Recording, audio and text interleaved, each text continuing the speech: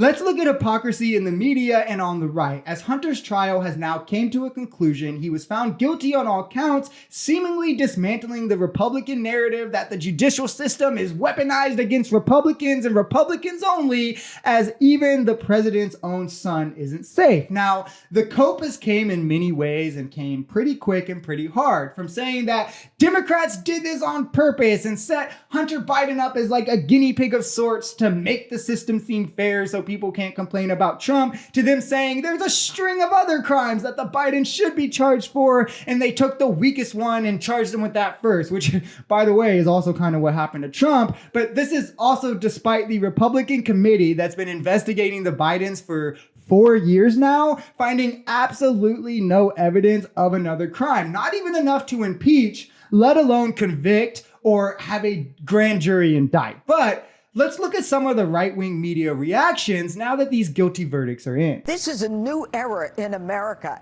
and I think it goes against the ilk of who we are as Americans and our faith in the criminal justice system. In the end, this jury of ordinary people from Delaware were not intimidated by that family, and they recognized that this was a clear-cut case and that clearly no one's above the law. This is a very political exercise, and you have to say that it accomplished what it set out to accomplish. But I would say this about Judge Noreika. I think she ran a very fair courtroom. She ran a very fair trial. I guess we all need, to shop at Banana Republic from now on? Because that's what it feels like. Yeah, a Banana Republic. For years, the Bidens have been able to escape any legal accountability for their sleazy, corrupt conduct.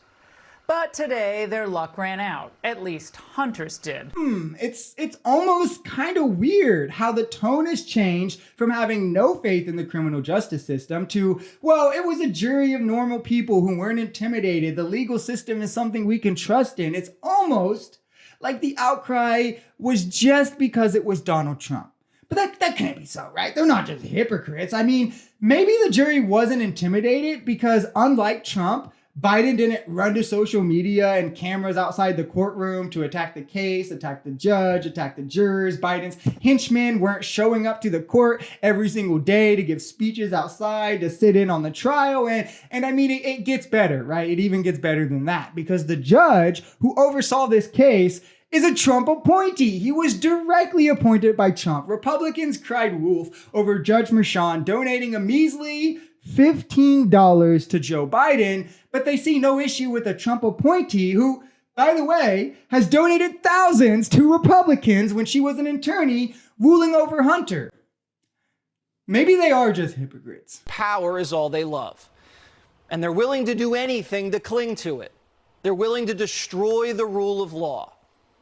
The Republic has been wounded by weak lawyers and talentless political bloodhounds. It gave me a little boost of confidence in the American legal system, although they still have a lot of work to do to win me back. I believe that there was a conscious collusion of allies that came together.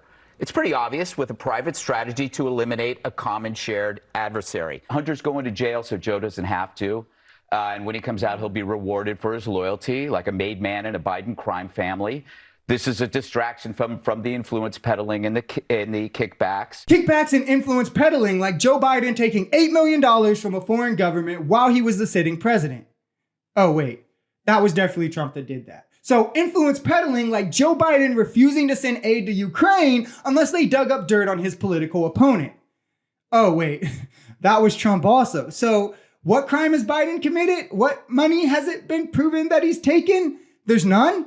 There's absolutely, the Hunter Biden laptop only disproved those theories, but they're still saying that? That's kind of crazy. Now, to be clear on my position, I am completely fine with guilty verdicts in both of these cases. Trump clear-cut falsified business records in hopes to hide an affair with a porn star that would have devastated his campaign, and that's a felony, and it absolutely should be. Hunter Biden purchased and owned a firearm while either currently or knowingly being addicted to hard drugs. I personally think that should also be a crime, but it's important to highlight the inconsistencies on the right. First off, they don't even want background checks on firearm purchases, which means they don't even truly think what Hunter did and got charged with is a crime, because if it was up to them, it wouldn't even be a law. Furthermore, if you look at the two cases, Hunter actually has a strong chance at appeal, while Trump has virtually none, yet they're acting like Trump will just appeal this and get away with it because it's all corrupt, but Hunter's was open and shut. That's not even true because multiple US courts, including appellate courts, have ruled that drug users cannot just be automatically banned from owning guns. So if Hunter appeals this, he has a real chance to get it overturned. So if you're talking about the strength of the two cases, Trump's was literally black and white. Hunter's isn't so much so, but I personally do support the ruling because I think there should be red flags for people owning guns who could be a danger to others or themselves. I think that background checks absolutely should exist and that people who are addicted to drugs probably shouldn't own a firearm, but you should see the stark difference in the reaction. Nobody on the left is calling this a witch hunt. There aren't CNN and MSNBC entire news cycles being devoted to linking the judge to Trump somehow and taking credibility from the courts, even though she was appointed by Trump, donates to Republicans. Neither of those can be said about Merchan with Democrats. But, you still saw Fox News do that with the Trump trial. But now they've completely 180'd and completely trust the legal system again, just like they did with Kyle Rittenhouse, just like they did with George Zimmerman. And it shows the clear, obvious pattern of behavior, while I'm just sitting here wondering, when the hell are we going to charge Matt Gaetz? If you enjoyed this video, we're Social Society. We're a commentary channel influenced by politics, society, and the economy. We are pretty left-leaning on this channel, but we're open to our right-wingers as well. The biggest thing here is having conversations that get everyone to the bottom of the truth. If that sounds like something that could interest you, consider smashing that subscribe button, leaving us a like, or even commenting on this video. We even have memberships available as low as $3 if you'd like to support, because the only way we become a society is together.